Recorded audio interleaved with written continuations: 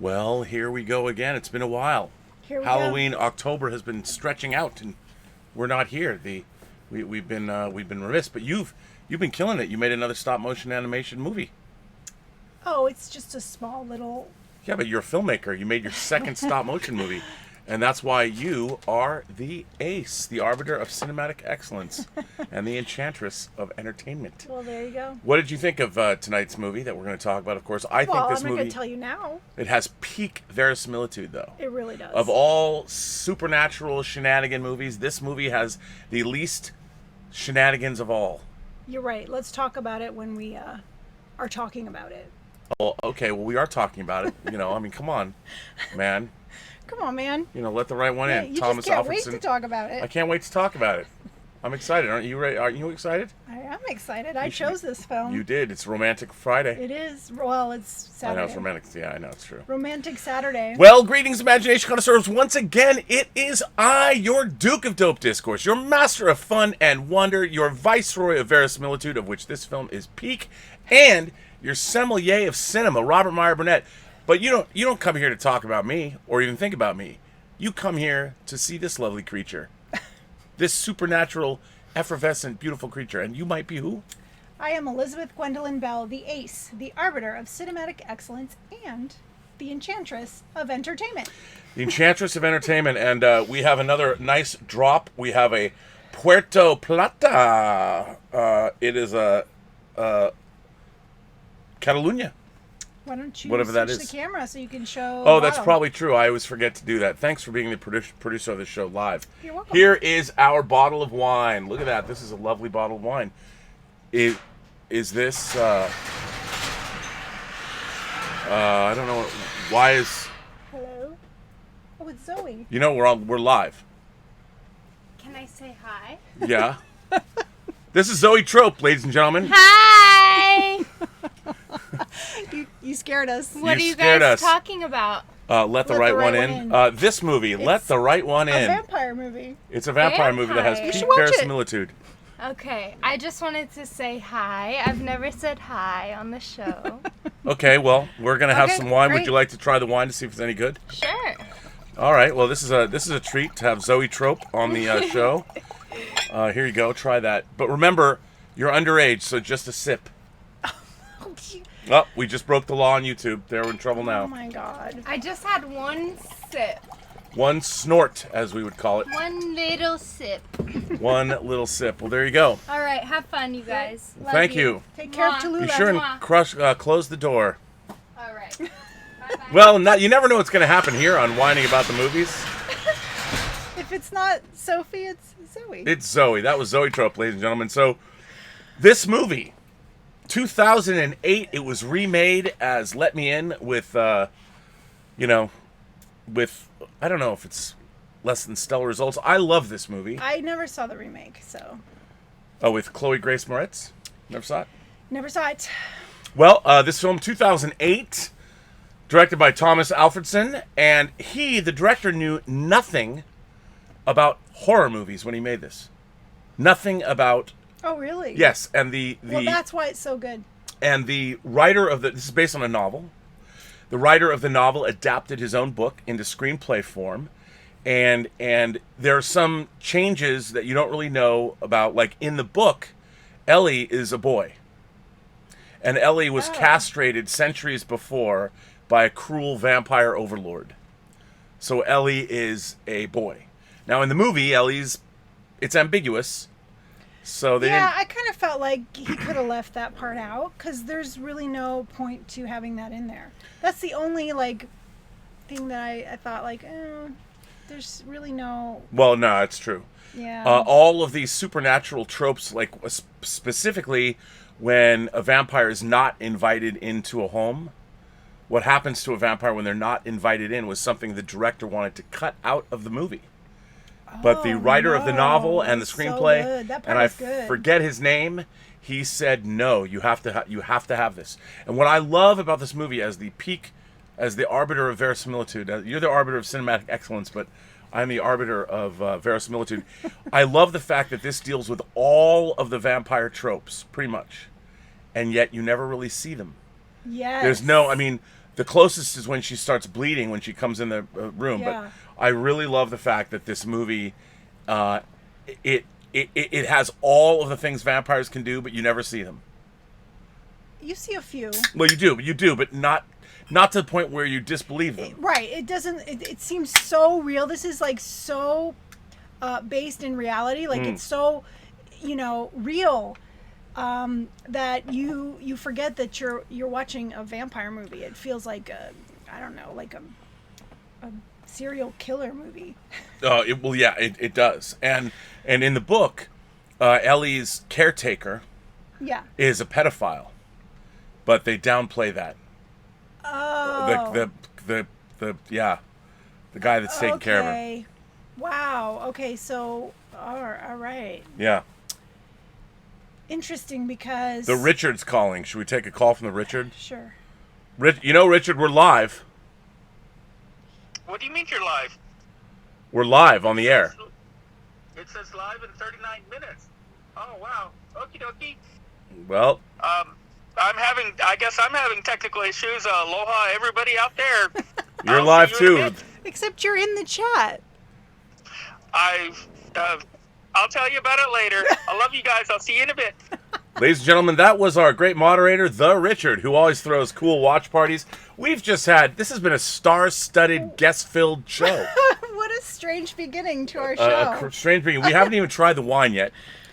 Try the wine. I know. We didn't I talk never about the drink wine. wine. I took a sip already because I didn't want to wait Oh, anymore. sorry. You know what? I never remember to do You that. started talking about the movie when we were just doing the slides. Very strange. Well, that's why people tune in. This is impromptu. It's live and alive. That's what this show is, live and alive. Right? Right. Okay. So what did you think of this? Tell everybody what this movie's about. This is a love story. It is a love story. It is a romantic film for Romantic Saturday. Yes, you did pick this movie for Romantic Saturday. Please illuminate us as to why this movie is, in fact, a love story. Well, okay, so, because... By the way, this wine's terrific. It's really good. Really good. I picked it because the bottle had some cool... Yeah, the bottle has some cool stuff. Should we keep this Yeah. bottle and make it into another candle holder? Oh, we can. I think we should. Why not? It's pretty. It is pretty. So tell me about this movie, Elizabeth. What is this Yeah. movie about? So A love it's- story. It's about two kids, 12-year-olds. One's centuries old, but 12. Stuck at 12. Well, yeah, 12-year-olds who become friends and basically fall in love. One of them falls in love, but the others, don't you think that Ellie has kind of been using people for centuries? She uses people, but I think that she loves them until she... So can't she's like anymore. Catherine Deneuve. She's like Miriam Blaylock in The Hunger.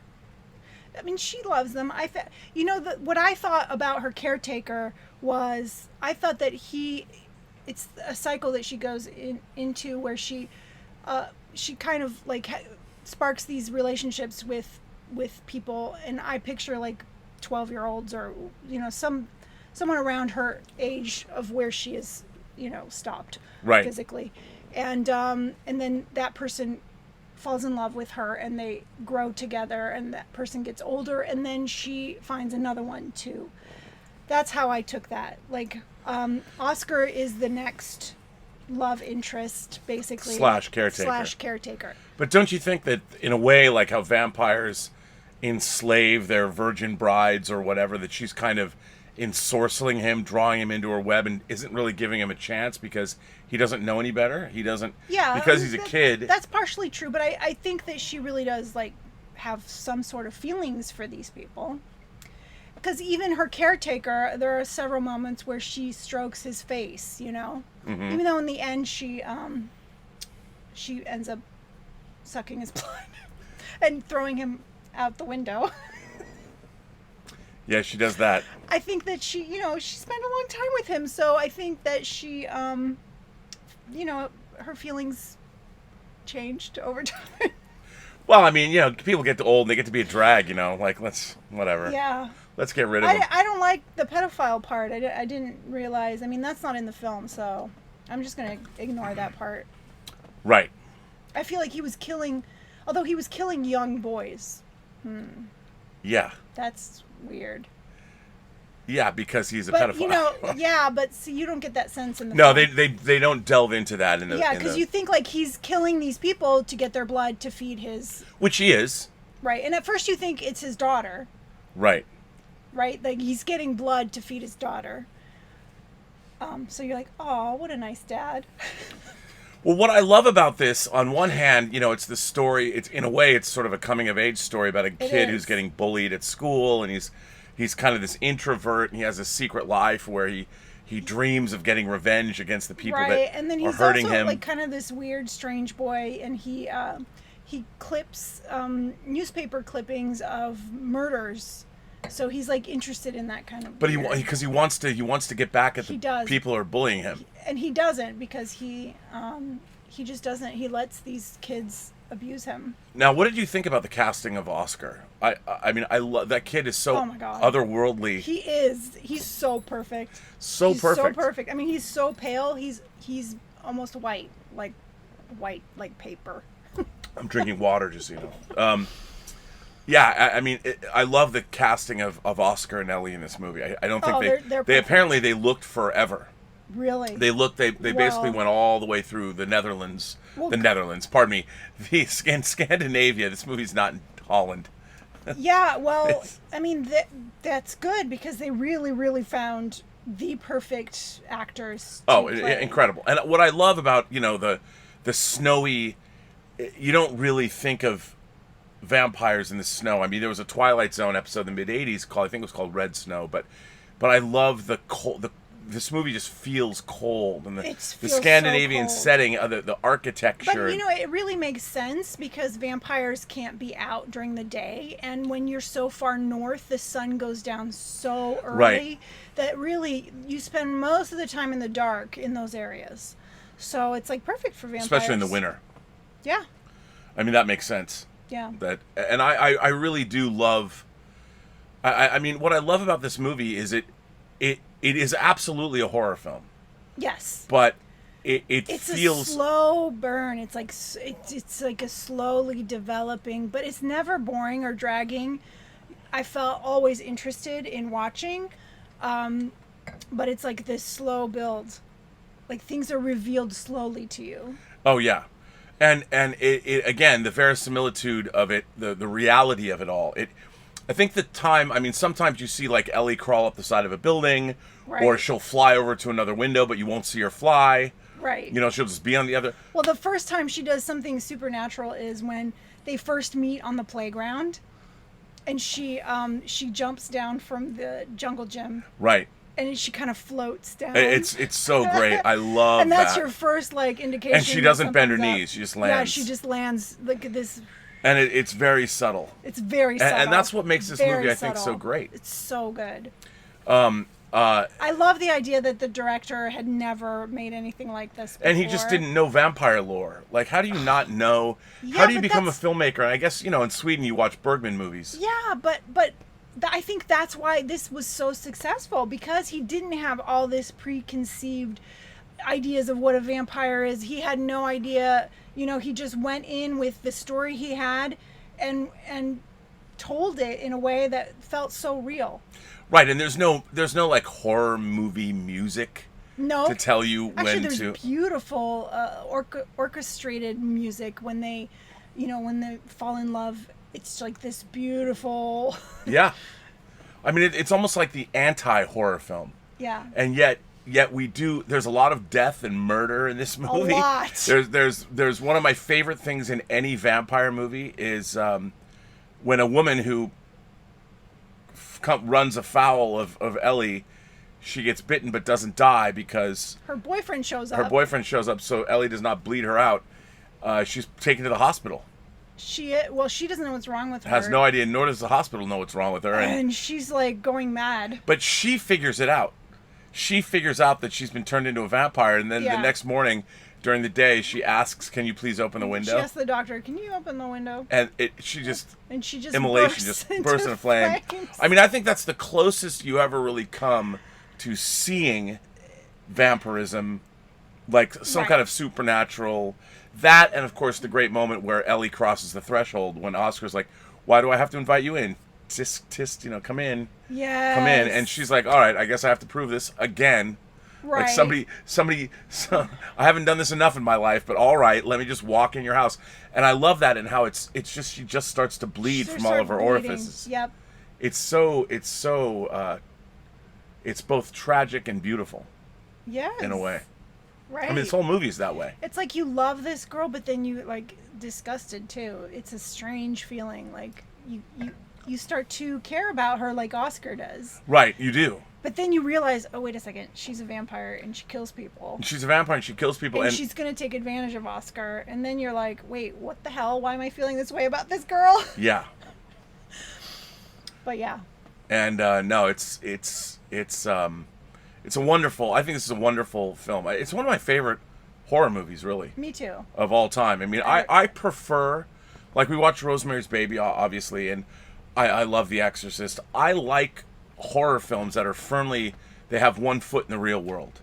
Yes. I do feel like a movie like The Hunger Well, is I that like way. both. I mean, I like when it's over the top. That's fun. Yeah, I guess. I guess, but these set in reality, like it's even more impressionable. I think yeah, because it feels so real, and it's like, okay, you take these supernatural fantasy ideas and you make it feel so real that. do you think that does that make the horror more horrific for you? Yes, absolutely. Like the murders, like when he's the first murder where he catches that boy and he strings him up by his feet and then he starts bleeding him out. Like that is like, it's horrifying. And what I love about that too is it shows you in a very quiet yet very horribly graphic way, this movie is not going to pull any punches. Right. I mean, and you know, people talk about, like, there was the big controversy over the movie Cuties that recently came Right. out. This film this does not treat childhood. Childhood is horrible in this movie. That's true. This does not romanticize being a child. No. It does not romanticize childhood. I mean, this movie is incredibly traumatic. Like, at It any is. one moment, kids are going to be violated. They're going to be beat up. They're going to be frozen. They're going to be stuck in the ground. Yeah, and they're bullied. And bullied. I mean, not only is Oscar bullied by his classmates, but you know, his mother's always yelling at him. Then he gets to spend time with his father because his parents are divorced. And that's a joyous time for him, except until his father's friend shows up, and then his father becomes kind of a dick. Right. Ignores him, and they just start drinking. So the poor kid really has nothing to hold on to. There's nobody for him that is looking out for him. No, there's the adults in this world. I mean, it's almost like this whole world is people's feelings of empathy are frozen. They're all frozen out. There's nobody that's giving Oscar any kind of empathy except Ellie. Yeah. But even Ellie's empathy is done because she knows, you know, eventually she becomes more of his friend because she needs a new caretaker. She does. She's seducing him. So everybody in this film, even Ellie, ultimately at the end of the day, Oscar has no one. You know, Yeah. Oscar in a way is doomed. He's doomed. The poor kid is doomed because He's doomed. He's either going to get drowned or his eye cut out by bullies in school, or he's going to wind up in the service of this undead monstrous creature that's been alive. Even though she seems nice and we like her, we're supposed to like her. She's seducing the audience the same way that she does. And she does. Yeah. And in a way, I mean, this I think one of the reasons that this movie is so good is it's really bleak and hard hitting in terms of what it has to say about human nature. Yes. I mean, basically, you know, we're all horrible people unless, of course, you're in the servitude of one of the living dead, in which case maybe your life has meaning because you're showing empathy to a creature of the night. Yeah. You know, and at the end of the day, what does that say? I mean, is this movie... You said this movie was romantic. How come you think this movie's romantic? Well, I mean, you know, these two get together and definitely Oscar falls in love with this girl. And, you know, he's a young boy, probably just going through puberty. So it's that awkward moment, that awkward time in life. where you're, no longer a kid, but then you're not really an adult. And I mean, it's like middle school age. It's like a terrible time. Terrible. And so for him to finally get a friend, because he's like bullied at school, his mom yells at him, his dad is ignoring him, and he makes this friend who seems to care about him, and he falls in love with her. Yeah, but he falls in love with her, but she's seducing him to take him away. Right. Like she's going to ruin his life. She is. She's really gonna turn him into a murderer. She is. She's going to turn him She's into going to turn him into a murderer. So in a way, obviously Oscar didn't let the right one in. He didn't, but he's young and he's, he needed someone. He was vulnerable.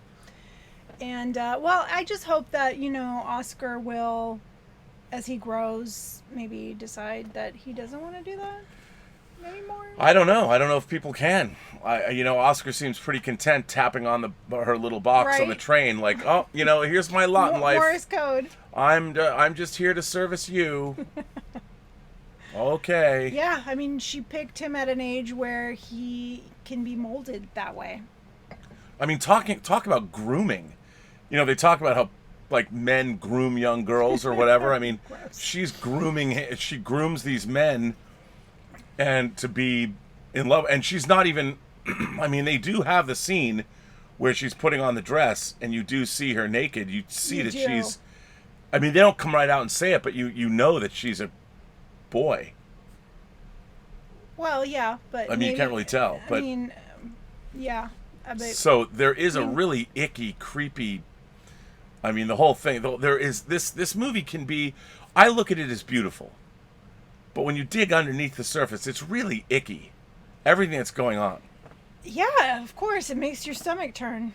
But yet, it's romantic. It's our romantic Saturday movie. It is. So the Arbiter of Cinematic Excellence has a dark underbelly, is what you're saying. Possibly. Well, no, it's tough. I mean, that's. I think that though this movie, in a way, do you find this movie to be uplifting? Does this movie? It's not uplifting. It's not. It has one of the great climaxes of any movie ever, though. Which part is the? Well, when Oscar's being held underneath by the older brother. Oh my God! Yes. It's. I mean, when I mean, what's so great about it is it finally just unleashes and she just straight up murders other kids. She does. Just straight up massacres these three boys, leaving one as a witness. What is the witness going to say? What's he going to say? Well, it's so that it doesn't get pinned on Oscar. Mm-hmm. I mean, I love it. Yes, Oscar is being held underwater, and this vampire came in and cut off his head, eviscerated the three of them. Yes, and what's cool is the way it was filmed is you're underwater with Oscar, and you see the hand of the bully holding him under, and then all of a sudden you see these feet being dragged across the water. Dragged through the water, yeah. Back and forth, and then all of a sudden you see a severed head just floating down, and Oscar's oblivious because he's looking at the wall, which is in front of him, and you're just looking at his face, and he's running out of air. And all of this is happening around him, and then all of a sudden the arm that's holding him falls in, and he doesn't even notice that. Oh, it's great. He just comes out of the water, and all he sees is her face. And he smiles. Unaware that these people have been massacred. But the way it's filmed is just incredible. It's incredible. It's great. Love it. And it's the perfect climax for this movie. It is. And so, in a way, I guess you could say it's uplifting, and that Ellie she does save Oscar, even though it's for selfish reasons. You think she might be gone. His life is going to be just horrible. I mean, what's going to happen? I've always wondered, like, what happened the next day? They set a fire outside the swimming pool to lure the teacher out. And the teacher goes out, but does the teacher come back in? Yeah, that poor comes teacher. Back in. Yeah. And he's actually the only one who really liked Oscar. Yeah. And what's the teacher going to say the next day to the authorities? Right. Who's going to believe him? Crazy. This film is a little crazy. It is, but it is. I mean, there's something there. It truly is a horror film in that there is no I've always loved horror as a genre because, to me, it's all about the humanity. Mm-hmm. In horror films, ultimately, it's the human spirit that tends to win out, unless they're incredibly bleak like this one is, where I guess you could say that Oscar is pure of heart, so he's going to take care of Ellie no matter what. Yeah. But I think that horror, I've always thought, is a moral genre, because at the end of the day, you have human beings trying to persevere and live another day. Right. Yet this film sort of removes. Yeah, there isn't that. There's no human equation. I mean, Oscar is, look, he's a boy that fantasizes about murder. He does. You know, and he gets his ultimate fantasy fulfilled at the end of this movie when the people that have been bullying him are slaughtered. Yep, it's true. So in a way, I mean, Oscar's dreams of his revenge fantasies are fulfilled. So yeah, but still, how much of that is he going to be able to take? Like, I don't picture him growing up and being a serial killer. Like, he's not. Okay, despite the fact but he that is going to grow up and be a serial killer. Right, but if it weren't for Ellie, I don't picture him, even though he's collecting these murder clippings and everything, he still has parents who love him. And it's not those... So did Jeffrey Dahmer, I'm sure. No. His parents, no. His mother was insane. She was crazy. And his father didn't know how to deal with his wife, and so he basically neglected the children. You're talking about Jeffrey Dahmer? Yes. How do you know this? Oh, I know all about Jeffrey Dahmer. Should I be scared? That kind of stuff fascinates me. Like, yes, I love knowing about how serial killers were raised, because I want to understand how these people became what they are. You don't just become that. There's something in your childhood that manifests that. And it's usually neglect. I didn't know this about you. Abuse. Neglect or abuse. I'm a big fan of serial killer origin stories myself, but yeah. I didn't realize you were. It's usually neglect or abuse. So Jeffrey Dahmer was not. He was neglected. Highly neglected. And his mother was insane. So, but she could have passed that insanity down to him. Yes, he definitely inherited some insanity, and he also was neglected. Even after his parents split up, she took the younger son and left him. And then his father, he stayed with his father, but his father then sold their family home and left Jeffrey Dahmer at the house and just took off with his girlfriend. So Jeffrey Dahmer basically, for the last part of his high school years, was left alone. And he was a weird person. Apparently. So anyway, wow, this is not about Jeffrey Dahmer. Well, welcome back to serial killer history with the ace. The arbiter of... you got to change the name to something else. Serial killers? I don't know. Ace. Arbiter of... I don't know. Wow. Well, that's... Well, here, cheers to you. Let's hear it for the enchantress of...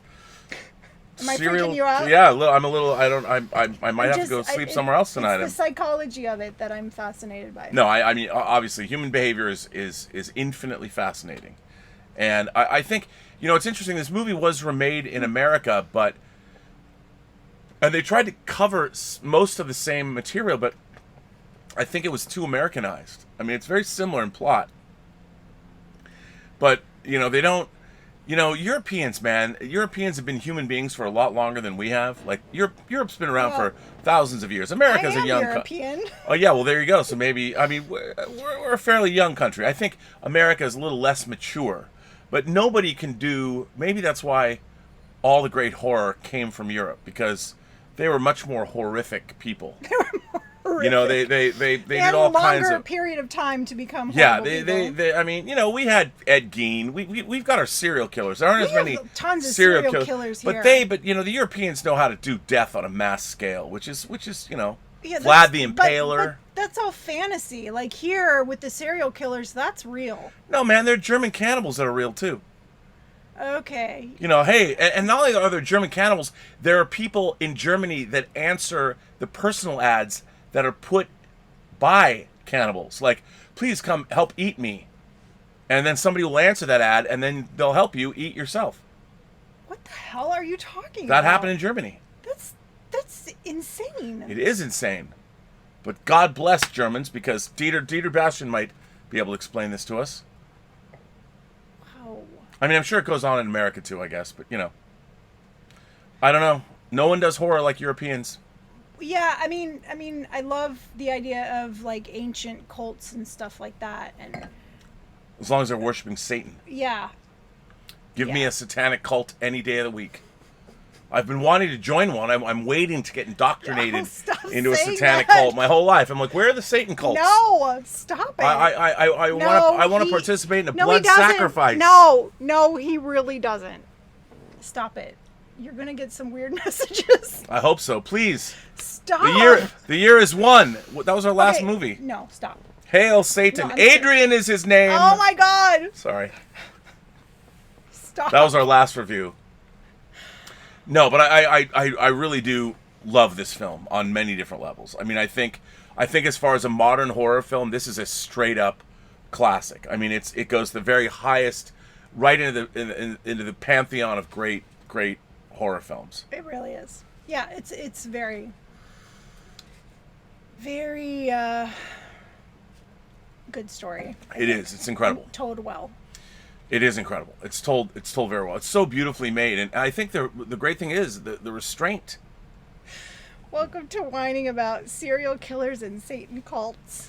I mean, that's what it is. It's Halloween. We whine about. I'm like, why aren't I in a satanic cult, Elizabeth? Why? Why one? I mean, the people that in Rosemary's Baby, they seem to be very successful. I mean, And they seemed happy. they seemed. I mean, a they lot. loved being Satanists. Yeah, I mean, I think if there's a great thing in if you read the Satanic Bible, Anton Sandor LaVey's Satanic Bible, one of my favorite things ever is in the Satanic Bible. Oh my gosh. And in the Satanic Bible, it says that Satan represents love for those who deserve it, not love wasted on ingrates. I used to love that.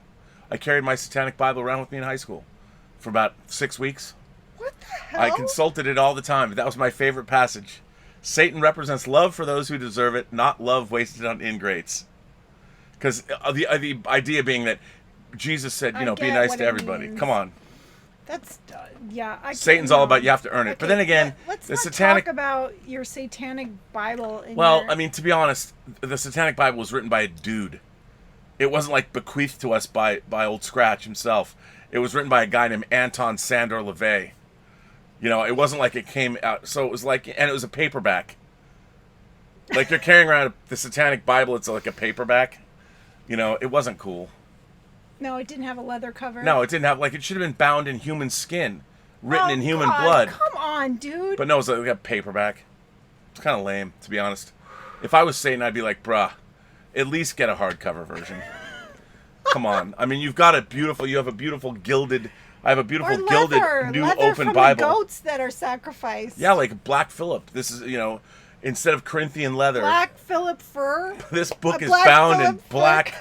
Yeah, in Black Phillip's own. Yeah, that'd be great. A furry Black Phillip coat. Maybe Swack Props will make a real Satanic Bible. Oh, please don't. Please don't. Okay, well. Can we stop talking about Satan? Are you worried about Satan? I am. Maybe it's I told Satan? you. I told you. Freaks me out. It always has. Even now. All right, well. No Satan for you. No. Somehow Satan got behind me. All right, well. So ultimately, how do you feel about this movie now that I think you like the film, right? I do. You think it's romantic? I think it's romantic. It's... In a very creepy... Now, as far as depressing in the way. pantheon of vampire movies, how does this, like I love vampire movies, like we watch Vampire Circus, Mm-hmm. and I love movies like Fright Night, and we watched Near Dark. Near Dark was another very realistic take on the vampire genre, which I love. Yes. How old are you, Jesse? I fought for the South. We lost. I love that. I mean, I love the vampire genre. Why do you think people are attracted to vampire movies? What is it about vampire lore that is attractive? What do you think? Well, I think if you like anything that's fantastical, and even scary, it's just fascinating for people. I think. Well, the ad line for the Lost Boys was "Sleep all day, party all night. Never grow old. Was it something like that? Sleep all day, party all night, never grow old, never die. It's fun to be a vampire. I've never seen that movie. You've never seen The Lost Boys? What? That's it, I'm out. How can you've never seen The Lost Boys? You haven't showed it to me. Cry Little Sister? You're eating maggots, Michael? Come on. Ew. We didn't. Well, you know what? The Lost Boys is not. The Lost Boys is a. It's a movie about teenagers that happens to have vampires in it. They might as well have been a biker gang. I mean, it's. I never think of the Lost Boys as a peak horror. I mean, it's a horror movie. It's fun, but it might as well. If they were gang members, it wouldn't change the movie at all. Mm-hmm. But we got to watch it. It's stylishly directed and has handsome dudes. I like handsome dudes. You'll like handsome dudes. With all the vampires are handsome. Maybe Alex Winter's a little goofy, but so you like for me. I've always harbored a secret fantasy to become a vampire. I would love it. Really? Yeah, I don't need to see the daylight anymore. I've seen enough daylight. I could live my life, Well, you basically do live at night. You stay up all night long, and then you pretty much sleep until 1 o'clock in the afternoon, and then you get up and do your show. That is not true. I get up and make you coffee every morning, like 7 a.m. That's true. You do. You get up and you make me coffee, and then you go back to bed, and then you sleep. That's only been in the last couple weeks. I always get up and then I go and work here. You work all night long. I don't know how you do it. I do the John Campea show in the morning. I know, it's crazy. I mean... I'll take a nap, but I get up, make you coffee, do John Campea show. I don't understand how you do that. I don't like to... I mean, if I could stay up forever, I would. Yeah, I mean... I go to bed and then... Sleep is just interrupting the work I need to get done. It's annoying, though, because when we go to watch a movie, you fall asleep because you haven't slept all night. It's true. Not all the time. Only occasionally. And I've seen these movies before. Only occasionally. Okay. So anyway, thanks for selling me out live on this show. Appreciate that. Thank you very much. So, no, I think the vampire genre, there's something very appealing. The idea that you can live... I mean, the fact that you're immortal... And that somehow vampires are always looking for love. You always want to find a companion. Yeah. In The Hunger, I look at... in The Hunger, you have David Bowie and Catherine Deneuve, and it can't last forever, but they've been together for 300 years, and they're fabulous. They're fabulous people in New York. Are they sick of each other? I don't think... No, they love each other. They still, after 300 years, they still love each other. I mean, they go to cool clubs that the Bauhaus is playing. They get to listen to Bela Lugosi's Dead sung live by Peter Murphy. And then they pick up hot people and they bring them home and they kill them together. It's like a Fellini film. I mean, yes. I mean, it is just like that. I mean, if I could be a fabulous vampire in 80s New York. Yeah, but then you have to suck people's blood, and that's the bummer part. Well, but that the sucking of the blood is the sad. It's like a sexual thrill. You're taking someone's life but you're killing somebody. Yeah, but most people don't deserve to live. I mean, think about it. Most people lead lives of quiet desperation, right? I mean, you don't kill fabulous people. You just kill the flotsam and jetsam, people that, No. Just kidding. I would feel remorse if I were a vampire. I can't picture you Maybe killing anybody. You don't think I could man up? No. You don't think I could kill somebody? No, I really don't. What if I was a vampire? You think I'd be a timid, meek vampire like Brad Pitt in Interview with a Vampire? I don't want to be a vampire. No. Be morose. I have some news for you. Uh-oh. Vampires are not real. I'm Okay. sorry. They just aren't. All right. Well, I guess I'll never be able to let the right one in then. Nope. Well, okay. Well, I think we're both in agreement. We really like this movie a lot. I think so. It's peak verisimilitude. Yeah, this movie's tremendous. I love it. It is. It would be fun to make a vampire movie. I would love to make I'd love to make a vampire movie. Feel really real like this one. Mm. That would be cool. We have a lot of letters, Elizabeth. Should I read them? Yes, you should. A lot of viewer letters today. This one comes from Doc Vader. Mm-hmm. Robin Liz, I am so far enjoying this month of horror, and I've been trying to hammer out, I see what you did there, as much as I can. So far this month, here are the movies I have watched, which has the genre's elements. Them, Black Death, Vampire Circus, Planet of the Vampires, a favorite of mine, House on the Haunted Hill, The Black Sleep, The Ring, Dracula, Black Sunday, The Black Castle, The Hunger, Frankenstein 1970, The Ninth Gate, good for you, An American Werewolf in London, The Devil Rides Out, The Autopsy of Jane Doe, Mimic, A Field in England, I, Monster, It Follows, Witching and Bitching. I'm not familiar with that, but I'd like to see it. Ooh, The Sentinel, where they had real paraplegics play demons from hell. The Hound, that's true, by the way. The Hound of the Baskervilles, and The Flesh and the Fiends, and Rosemary's Baby. I'm enjoying all these movies for the first time, especially those starring Cushing and Lee. Movies, we are only halfway through October. Thanks for all the recommendations, and I'm trying to watch them all before your episodes come out. Scaringly yours, Doc Vader. Well, Doc, thank you. That is a great list. Yes. I love that you're. It's very Hammer intensive. The Devil Rides Out is probably my second, maybe my second favorite Hammer movie after Vampire Circus. This one comes from Philip Alvarez. Greetings once again, Rob, Elizabeth, and fellow Post-Geek Singularity family. You mean Black Philip Alvarez? Black, that's right. It's Black Philip Alvarez. Ooh, I see what you did. Nicely done. But it's Black Philip Alvarez. That's true. Well, he said that. He did say that. Greetings once again, Rob, Elizabeth, and fellow PGS family. Originally, my letter was going to be about my love of the werewolf genre, but a fellow chairman, that would be Jeffrey Mao, suggested I make it about the transformation scene as well as other films that have relied... You know what? This letter is about An American Werewolf in London. I'm going to save this letter, and I'm going to read Black Philip Alvarez's letter tomorrow. How about that? Yes, that's a good plan. Yeah, it is a good plan. Ooh, I think I closed one of the... Well, speaking of chairmans, Jeffrey Mao is here. Oh, can this be read during the WINEning episode for The Fly? Okay, that's next week. So I guess I'm not reading this either. You thought you had 4 letters. I thought I had 4 letters. Hang on, I read one. Horror movie suggestions. Philip, wait, is this a suggestion letter? Yes, this comes from Hunter Hewitt. Hunter Hewitt says, "Hi there, my name is Hunter, and I'm a huge fan of whining about movies. Well, thank you. I watched the Rosemary's Baby video this morning, and I loved it. I have 3 horror movie suggestions that I would love to see you discuss on whining about movies. The first movie is the 1988 cult classic horror, The Lady in White, with Lucas Haas, that was directed, if memory serves, by Frank DeFelita, but that's an author. Not Frank Henlotter. He directed Frankenhooker and Basket Case. But he directed Fear No Evil with Stephen Arngrim. I think he also directed Lady in White.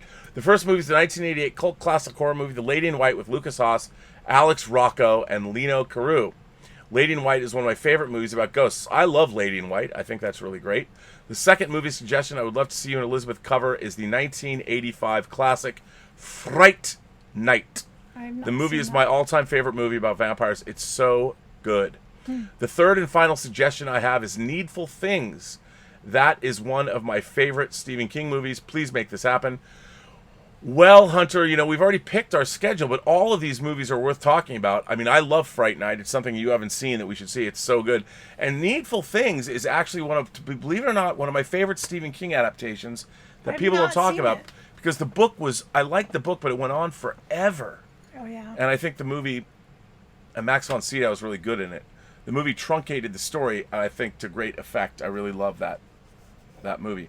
Well, Hunter, those are all good suggestions. I know that you've been talking about The Lady in White for a long time, or at least lately, and I think that that would definitely be something worth doing. Well, we'll have to. I think we should pepper in a few horrors here and there. Throughout the year instead of. I agree. Because there's so many. The Lady in White would be really good. You'd like The Lady in White a lot.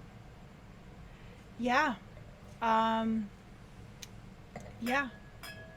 And we haven't watched Nicholas Roeg's Don't Look Now. And I think you need to see that. One of the other great ghost stories of all time. Very cool.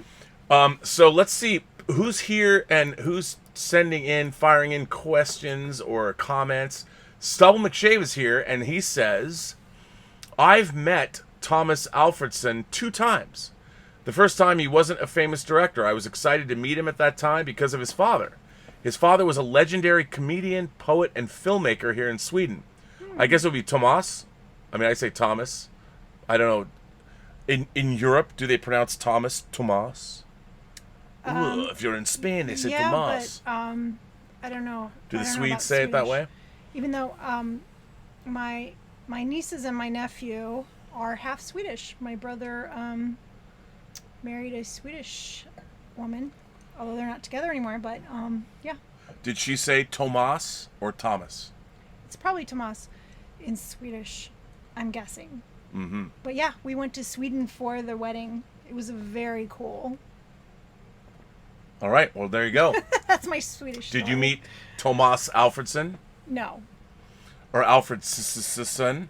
No. Multiple S's in his name. Tomas himself was great and answered all of our questions. Very cool. Well, there you go. That's pretty good, Stubble. I like hearing that. Tim is here. Timmy the Spider Monkey is here. I love this film so much. The remake misses the mark for me.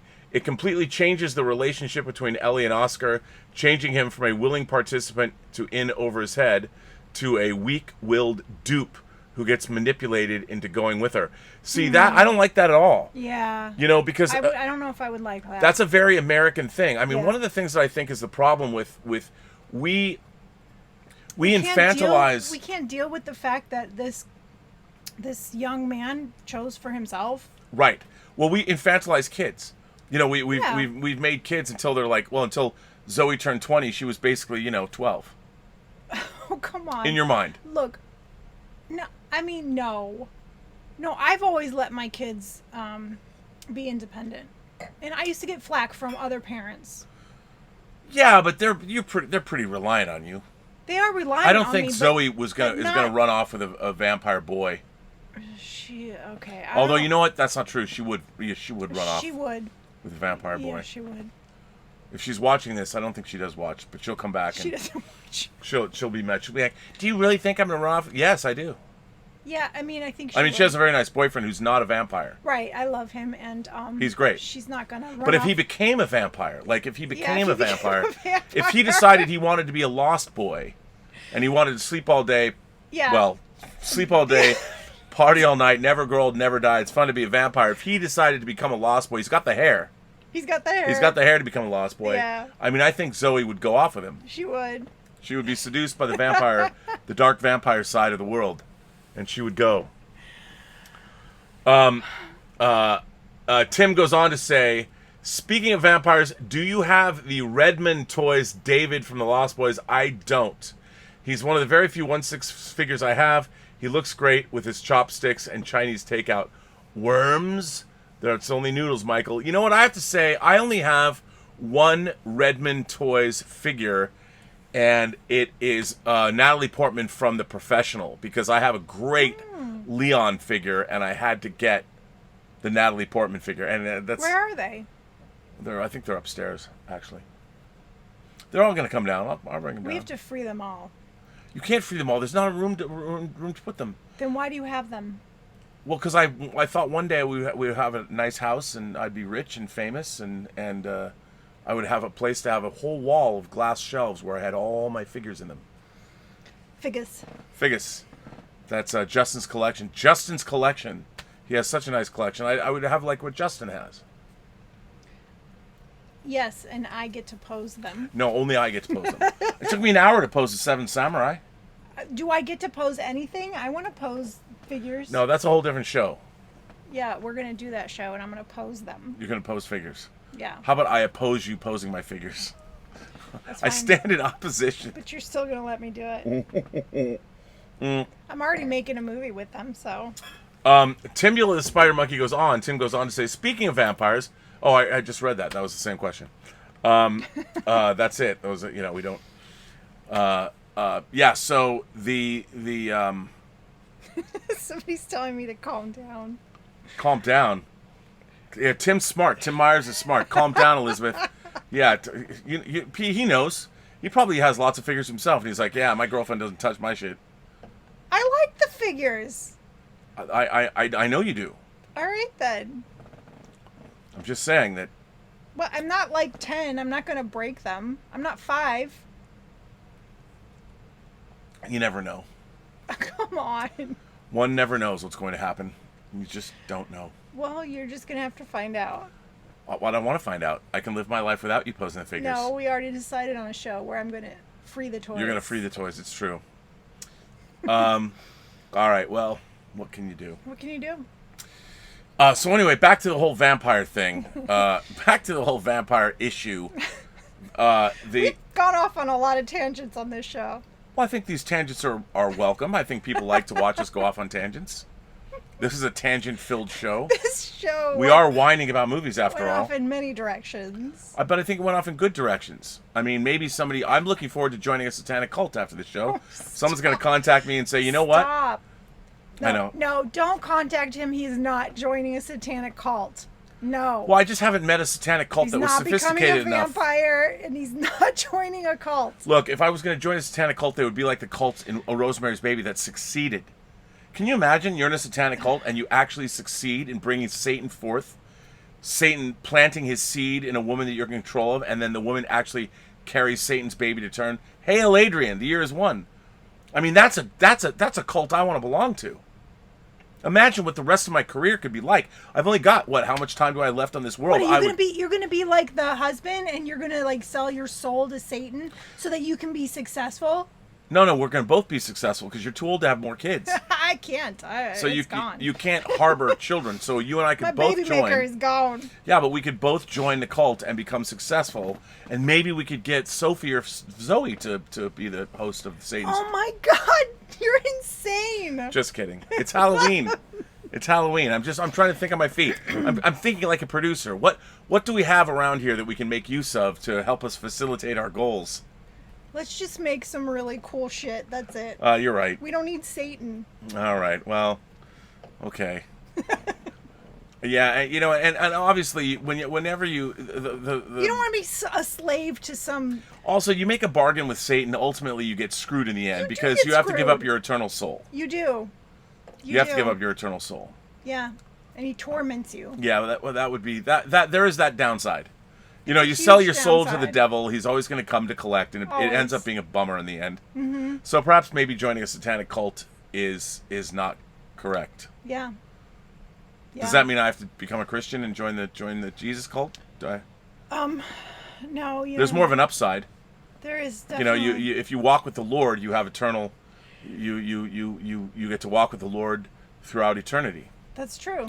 Which is better than being in hell. You get forever. a mansion in heaven, and then. You don't get a what? And then you don't get a mansion in heaven. You get a mansion, and then the earth is built anew, and then we come back to earth, and live on the earth forever. Do you mean after my lovely corporeal existence on this planet, if I accept Christ as my Lord and Savior, then I have to come back to earth later after all this is done? Don't I go into another higher plane of existence like the Traveler and like Wesley Crusher and Journey's End when he left with the Traveler to go? I'd rather go see Infinitude of the Universe. You can. Well, either way. But if you want to come back to Earth, you can do that too. All right. Well. You could have a home base. Throg is here. Official Bella Throgosi sends in a tip and says, "Come to the dark side." 6 6 See what you've 6. You've opened a can of worms. Well, it is the season. 'Tis the season. Yeah. Wait till you see my Halloween costume. Oh. We should. That's next weekend, by the way. It is. Oh shit! I gotta get making it. Next weekend is, for those of you who don't know, whining about movies. Because Claude and Candida, the Why first don't you couple. put the poster up? I don't have it. I should put it up. I will. Yes, they sent us the poster weeks ago. I know. I'll start promoting it. But next Saturday we're having a Zoom party. It's free. You don't have to tip or anything like that to get in. But you do have to wear a costume. Only from, here on up, but you're going to come to the Zoom party. It's Saturday the 24th.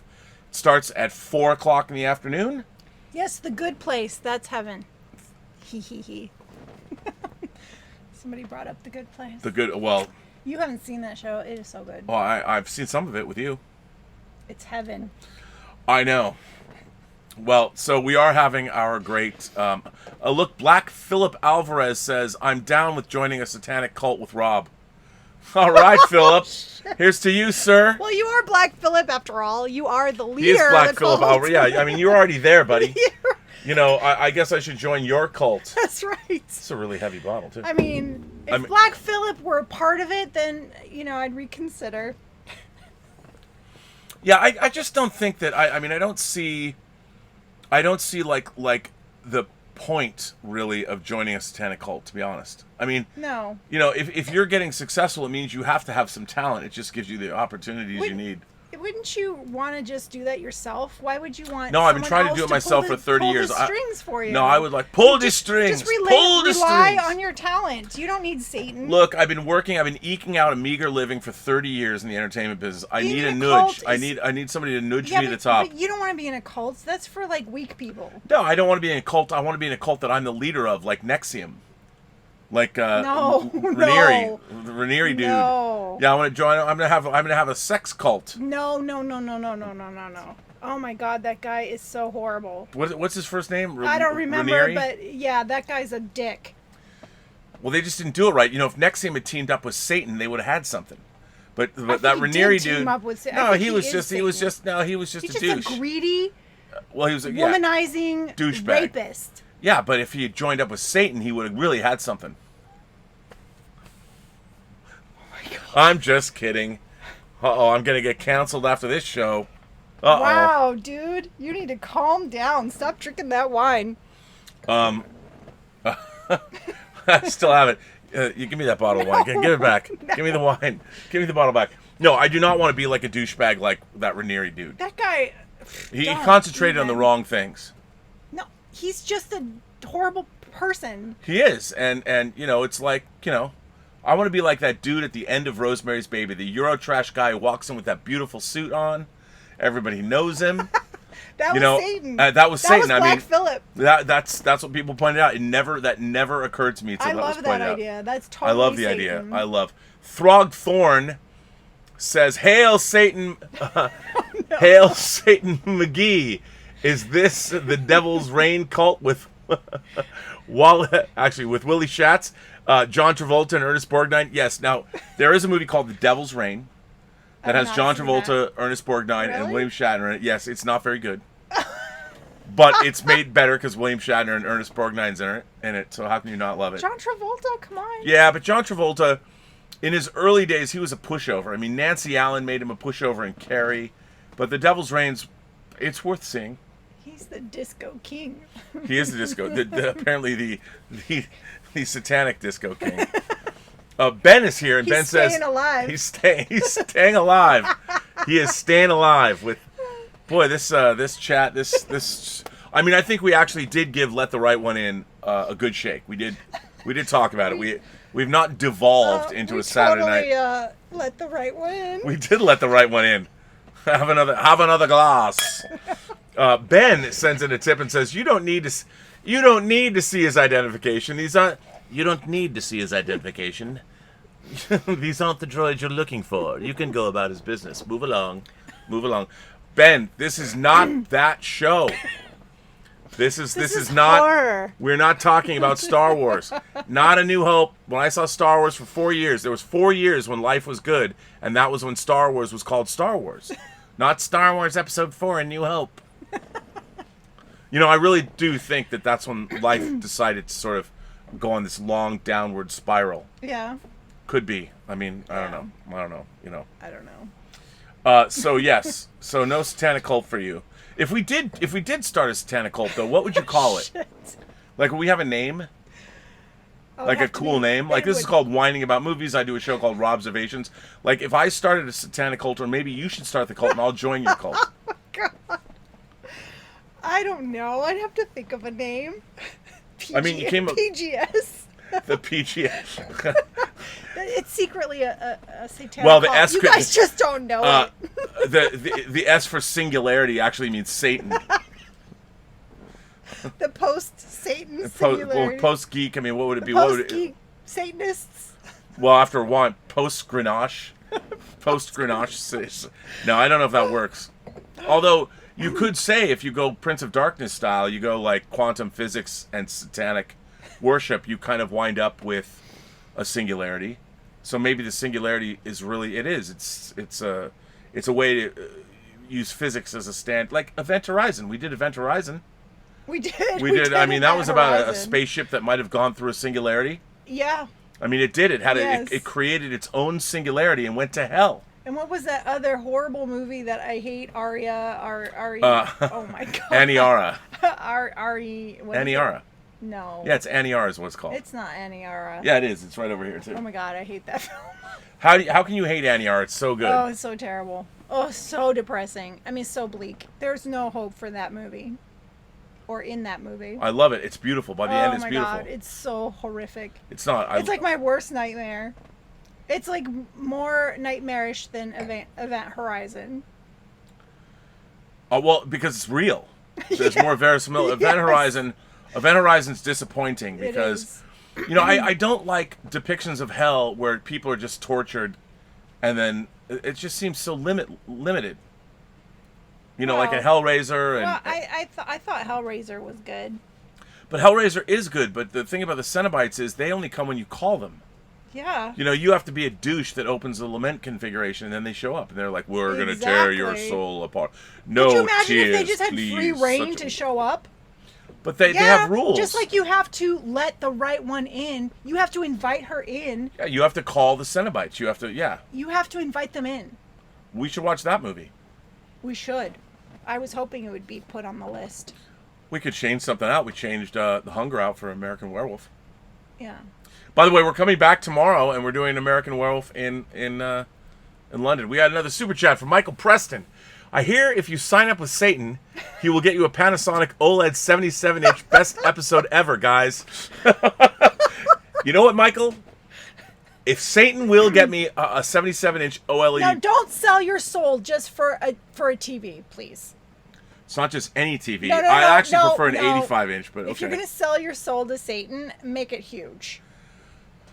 Well, that's just one of my. It's part of you. Are you saying I need a satanic showcase showdown like on The Price is Right? Yes. So it's not just a TV Satan. I need a Right. whole potpourri of gifts. Look, yeah, you know, get like riches or a successful movie, then you can buy yourself that TV.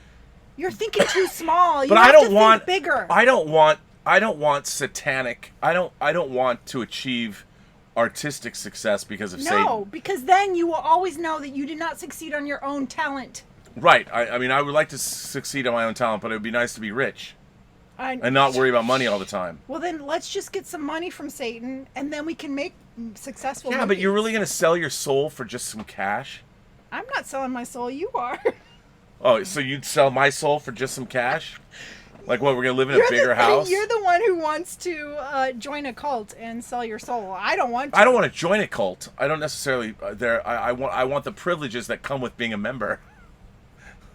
There are no privileges. You're like necessarily. a slave to it, and it's for weak people. Well, so to take it back to let the right one in, I mean, you know, you're enslaved to a vampire. Like, here's the bummer. Like, poor Oscar. Like, he's going to grow up, and he's like, I'm with this shriveled little 12-year-old dude that was castrated, you know, hundreds of years ago, when I could have been with Catherine Deneuve in, like, The Hunger.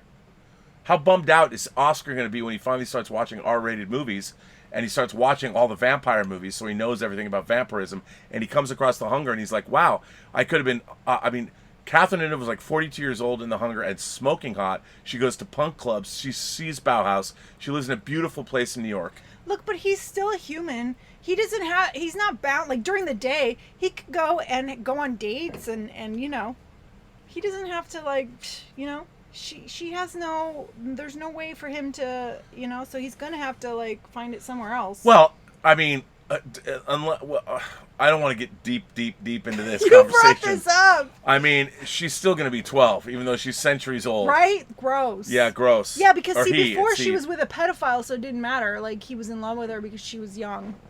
Him. So what was going on there? Yeah, right, because he was killing young boys. I know.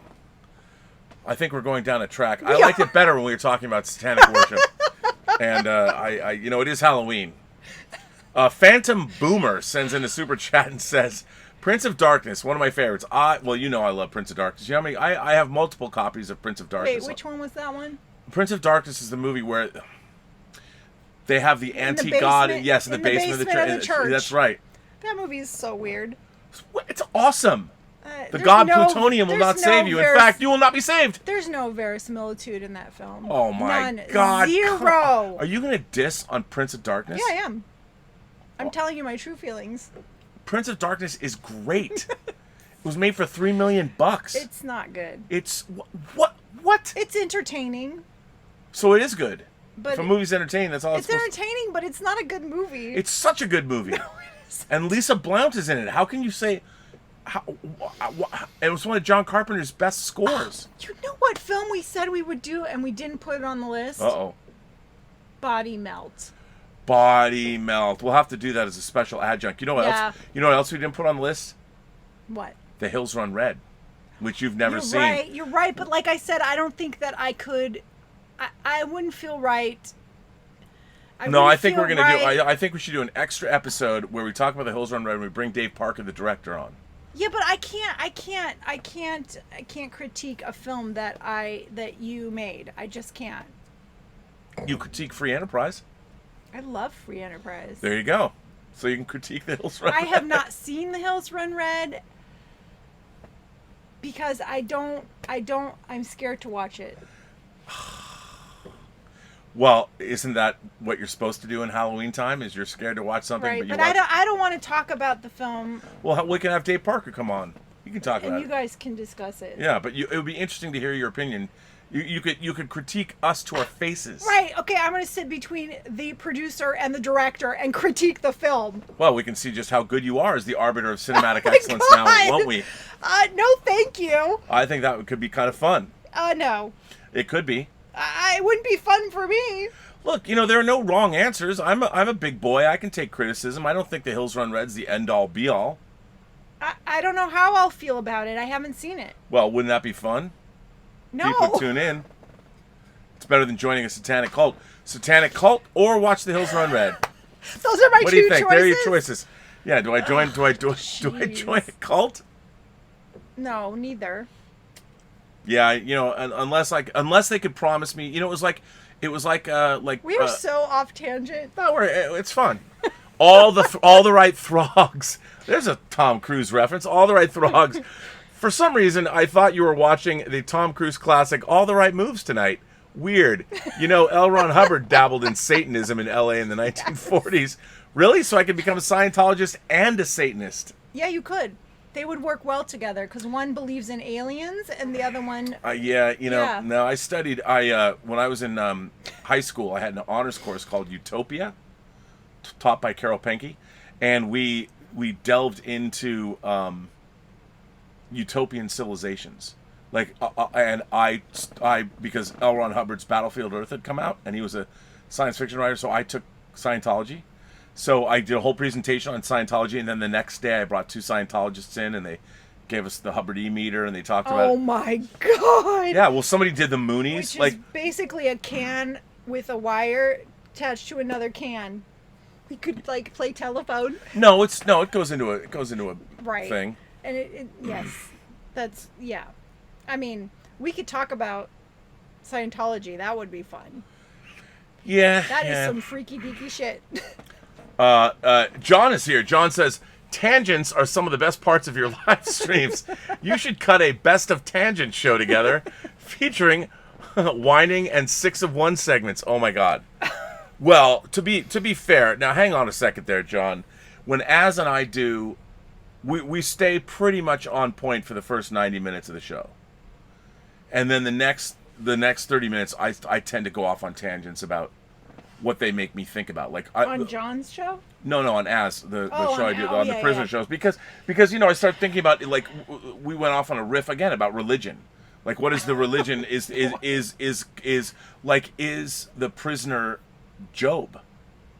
And things like that. Yeah, somebody had mentioned that, and I can see that. I can see that being an influence on that character.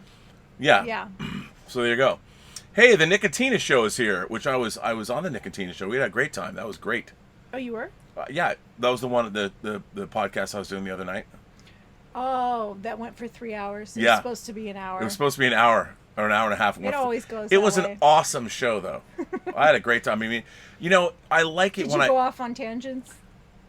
Well, we didn't even talk about, like, they have an whole agenda. show They're like, was- here's what the show is about. Oh. And Rob, this is what we want to talk to you about. And then we Could didn't they talk keep about you- any of it. Because nobody can keep. It was you on great. track. I had so much fun. We had the Nicotina show was. Everybody should watch the Nicotina show. That was so much fun. I mean, Zog Rider was there, who I'd known before, and it was great. I love the Nicotina show, Cool. and it was tangent filled. Love it. Tangent filled, and the Nicotina show says, "Smash the like button, y'all." Hi, Rob. Hi, how are you? Let's do that again. That was a great show. Here's to the Nicotina show. Yes, that was a lot of fun. The Hills Run Throg. Throg says, I like the film so much, I bought it for $4.99 on Vudu after I watched my Blu-ray. Well, that's...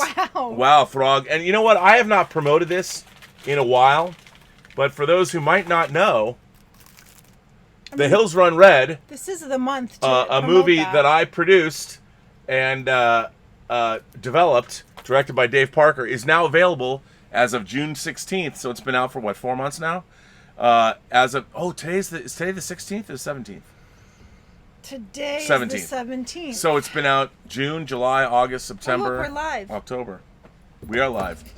we're live and in I charge. got my notification that we're live. There you go. Well, if you watch the first annual Intergalactic Imagination Connoisseur Film Festival, the last film that we debuted, Confidence, a man knows whether a woman is single or not because he gets a really notification. enjoyed that Wasn't that a film. great movie? That was very Great good. movie. Nicely made. Well, let's drink to Throg. So not only does he Yeah. send us toilet paper when we need it, Yes, thank you. and he sent us some really good toilet paper last There's time. some good People said the stuff. Throg. Yeah, that was some good, Some tasty. good shit. Cheers to that. Throg hooked us up. It was some good shit. Oh my god. This is a What is tangent-filled wrong show. with us today? I don't know, man. Maybe we should start talking about Star Trek. No, let's not. Star Trek Discovery got renewed for a 4th season. I heard, you told me. Yeah, well, no accounting for taste. Maybe somebody there joined a satanic cult. Well, I have to say, I just finished watching The Next Generation. Last night you watched All Good Things. And then I transitioned now into Deep Space Nine. Deep Space Nine. Now, have you watched any more other than the pilot Emissary?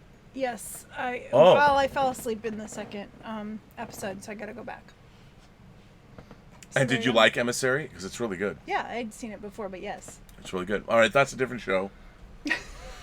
That's a different show. So I think we're going to end the show. We have our bottoms up scale. We do. Oh yeah. Our bottoms up scale. What movie were we talking about? For those of you who came in late, we were talking about the film Let the Right One In. Thank God. Very nice magnet Blu-ray. I don't know if that's out of print or not. I mean, I got this when it came out. You know, so a lot of these horror titles go out of print and then you can't get them anymore. Really? Yeah. Is it streaming? Oh, I'm sure it is, but who cares? Streaming, I mean, Netflix announced they're going to cut their 4K streams in half. The quality of them in half. Why?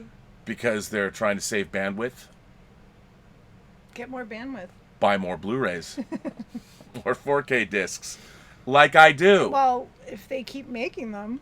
Well, there's been an uptick. I mean, there's been great stuff. I mean, last night or the night before, Dieter Bastian and I had a long conversation about everything coming out on Blu-ray that we wanted. He's got me sorted as far as European discs are concerned, so there you go. Wow, you have your connection I now. do. I mean, Dieter, getting European Blu-rays and 4Ks from him is better than having the kind of connection that the French connection was in that movie. I'd rather, I mean, give me European 4Ks instead of European, heroin or yayo. So, I don't know. I guess it's only heroin comes from Europe. We have cocaine over here. Oh, really? I mean, do they No. refine cocaine? I don't know. Heroin. You know what? If I ran a satanic cult, Heroin, isn't that like up in your state? no, that's meth. Oh, No, we have heroin too. everyone's on something up there. Oh, really? Yeah. So you think everybody from Washington State is a drug addict? Yeah, I do. That's not true. I would say 90%. My man Russell Wilson isn't, and he's got a bye week, It's a bye week Because this week other for the than Seahawks. Seattle, there's really nothing to do up there. What? Wow. I can't believe you're dissing my home state. My home It's state is so beautiful. wildly diverse. Hey, there are great wineries up there in Walla Walla. Whew. Really Apparently good there's wine. great meth labs too. That too. Okay, anyway, so back to the movie. Are we going to give our bottoms up scale? Are we going to are. chime in? So Yes. why don't you explain what the bottoms up scale is, Elizabeth? Okay, bottoms up scale is 1 to 4 glasses because there are 4 glasses of wine in a bottle. There are 4 glasses of wine in a bottle.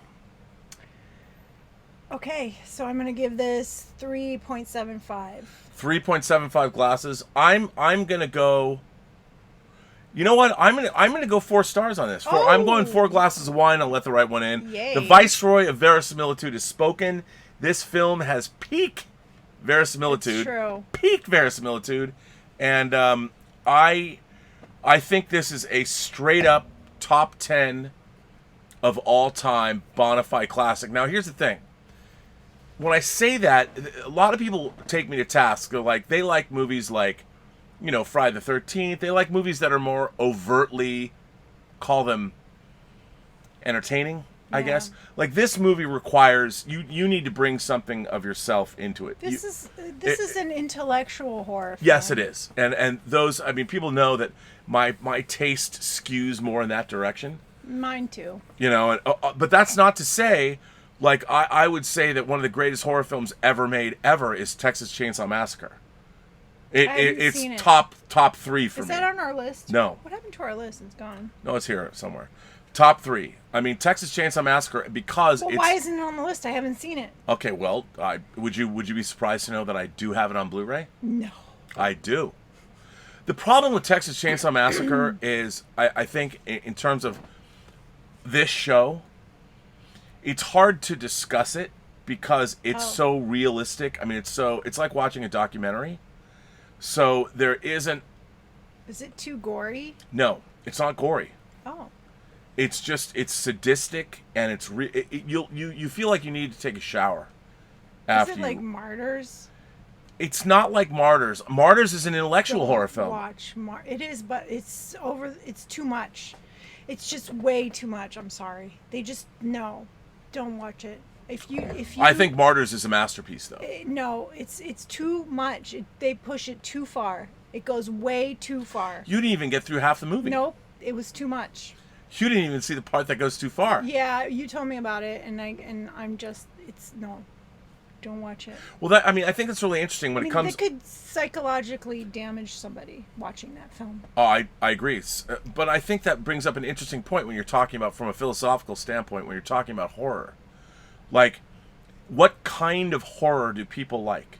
Like, if you like overtly genre horror, like if you like horror that has genre, like familiar elements, entertaining elements, like vampires that are... The thing about this is, this kind of vampirism isn't like the fangs are coming down. Right. I want to suck your blood. You never even you know? see fangs. All you see are maybe you see fang marks. Right, but right. that's You it. never You see don't any of see that. fangs. And that's one of the things I like about this, is because Yeah. for me, the peak verisimilitude, the horror, but is horror better served? This is an interesting question. Like, if you watch a movie like The Exorcist, where a demon is possessing a little girl, verisimilitude works for that. I mean, it works because the story is about a priest who's lost his faith in God, so the more realistic it is, The Exorcist works better. But like with vampire movies, is it more fun to make a Lost Boys vampire movie where the vampires are all hot young dudes in leather jackets and they're rock and rollers and they have a good time and they listen to awesome music and they hang out on the boardwalk? Okay, but I get it, but why do you have to choose? Why can't you like both kinds? Well, I think that there's people it's like asking somebody to choose between Star Wars and Star Trek. Like, why can't you like both? Well, no, I think why can't you like both the over-the-top horror films and also the serious ones? Well, you are the arbiter of cinematic excellence, so that's a good point.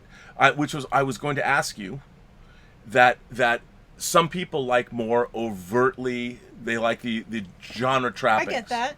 You know, they like Freddy Krueger, you know, as opposed to Texas Chainsaw Massacre.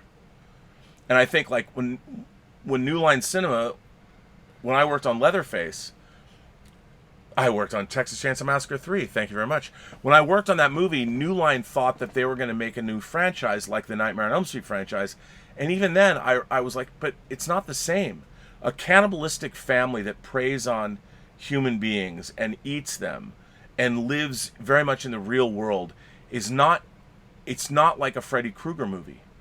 When you're watching a dream demon come and kill teenagers. If you're watching an Ed Gein-like serial killer family and it's relentlessly realistic, that's a very different experience. They are very different. That is true. So they're very different. But, you know, you can like both. I don't think that you know, I mean, some people like one or the other, but I think a lot of people enjoy both. There are times you're in the mood for something more serious, and there are times that you just want whimsical. Right, and I love Fright Night. I think Fright Night is actually a great horror movie, but it's whimsical. It's fun, you know. Yeah. It's got everything in it. It's got Jerry Dandridge, one of my favorite. It has a vampire named Jerry, and it's a serious horror movie. I love it. A vampire named Jerry. I haven't seen it.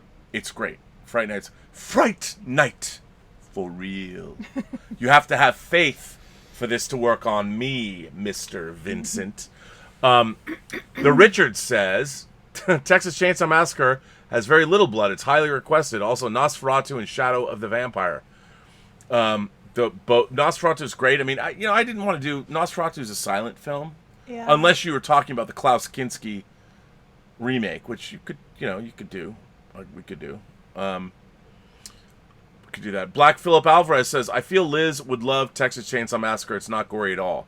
Yeah, but it's monumentally disturbing. Texas Chainsaw is really disturbing. As long as it's not as disturbing as Martyrs. No, but it's more in the Martyrs camp than Fright Night is. Okay, like I said, I like intellectual horror films as long as it doesn't go over the top, like cross the line. Like when it crosses a line to where it's going to disturb you, damage you psychologically, like scar you from seeing those things. I know. Then yeah, I'm interested. Well, I mean, one of the things about our next movie, which we're going to do tomorrow, is imagine. I mean, this show has completely become tangent-filled, but fun. I would say everyone who's watching is having a good time. There's more people watching now than have been watching it. Change the title to Potpourri Night. What? Potpourri, you know, potpourri is I know potpourri. Okay, like because the show we how talked about about cornucopia? The film, Cornucopia is better than potpourri because potpourri like smells good. That's true. We did talk about a lot of smelly stuff. Okay. Like cults. Okay, we're doing American Werewolf tomorrow. Have you seen An American Werewolf in London? I think I have. An American Werewolf in London is a brilliant. I love the movie. But it is a comedy and it's a straight-up savage horror film as well. It does both. And it's got Jenny Agutter from Logan's Run. Cool. Naked. She was naked in Logan's Run, too. I know. She's also naked in Nicholas Rogue's Walkabout. She likes being naked. Well, she did when she was young. I mean... She doesn't do naked anymore? Well, she's older now. Okay, so? That's true. I mean, I like Jenny Agutter now, even. I would look at her naked. I would too. All right, there you go. All right. Cheers to naked Jenny Agutter. There's a tangent. All right, then. I guess we're going to end this episode. And on that note. Throg Legacy says Martyrs. I've heard about this film for years. I've never sought it out.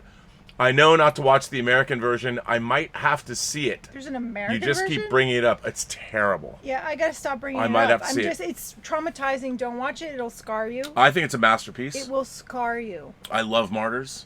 By the way, you know what? If you're going to watch Martyrs... I mean, there are things that you just can't unsee, and you can't unsee the things in that film. It's terrible. Don't scar yourself that way. No. Martyrs is... You know what? I found it strangely uplifting by the time I got to the end, and there was hope. No. There was hope. You don't need to see all that. I would say this. One of the things about Martyrs, if anybody's going to watch Martyrs, don't read anything about it. I had read reviews of it, and I still didn't know what it was about. And I got it. I got it on disc. And I was knocked out by it. You know what? Martyrs floored me. Talking about it because I don't think people should see it. Are you telling me you believe in censorship? No, I just don't want to promote it. I don't want to scar people. I love Martyrs. I think it's a fantastic film. No, it's traumatizing. Well, that's why it's fantastic, because it is so traumatizing. Okay, It's anyway. What are we talking about tomorrow? American Werewolf in That's London. right. Blue moon, you saw me standing beside you. Should we wrap up? Yes, we should wrap it. We should wrap it up. Wrap it up. We want to thank everybody. I want to thank my moderating staff. I want to thank the Richard. I want to thank Mike Bawden. I want to thank Greg Smith. I want to thank Joshua Levesque. I want to thank Mr. Derringer. Who else is here? Bunyan Snipe, all the way from the UK. Why are you still up, Bunyan Snipe? You should be in bed. Bunyan Snipe is our latest moderator, so welcome to him. And he's probably like, is the show always like this? Do they always go off on these tangents? No. So thank you for that. And the Richard always runs watch parties, Zoom parties, viewing parties for the movies we talk about. You can go find him on the WINEning About Movies or the Post-Geek Singularity Facebook page on Facebook. Of course, as you all know, the Intergalactic Imagination Connoisseur Film Festival is running. There is one of our Cynthia has her film debuting tomorrow at noon on the channel. So check that out, another world premiere. By the way, I just want to point out, if you haven't, one of our rules in the film festival is your movie has to be a universal premiere. If it's been on, say, YouTube for 3 years, if you send it to me and you expect me to put it up and I find out about it, I got to pull it down because that violates the rules and it's not fair to everybody else who follow them. Let me just say that. I was very disappointed about having to pull down a movie today because the rules were violated, and I should have done more due diligence. So, yes, you should have. Anyway, You missed a moderator, a new one. MC Blackcap is here. I didn't know that. MC Blackcap is a new moderator. Welcome, MC Blackcap. I You know hope what? we didn't freak you out with Yeah, our well, you know what? crazy tangents. I want you all to treat our new moderator, MC Blackcap, like Miriam Blaylock treats her former lovers in The Hunger. She puts them in boxes, and she puts them in the attic of her beautiful New York apartment. So there's like they're there and they're surrounded by corpses, and that's how MC Blackcap's gonna be kept company, just like John Blaylock, just like he's like David Bowie in The Hunger. Is it part of our cult? I don't know. I mean, MC Blackcap's a really cool name. It is. I would join his satanic cult. Just saying. Mm-hmm. So why don't we end this show? Yeah, let's end it. By the way, for those of you who forgot, we were talking about Let the Right One In, a fantastic film that has peak horror verisimilitude. Yes. You want to see this movie if you haven't. I think it's far superior to the American version with Chloe Grace Moretz, Let Me In, but Let the Right One In, as it says on the cover of this Blu-ray, best vampire film ever. I don't know if I'd go that far, but it's definitely in the top 10 of great vampire films. For sure. Leave it to the Swedes.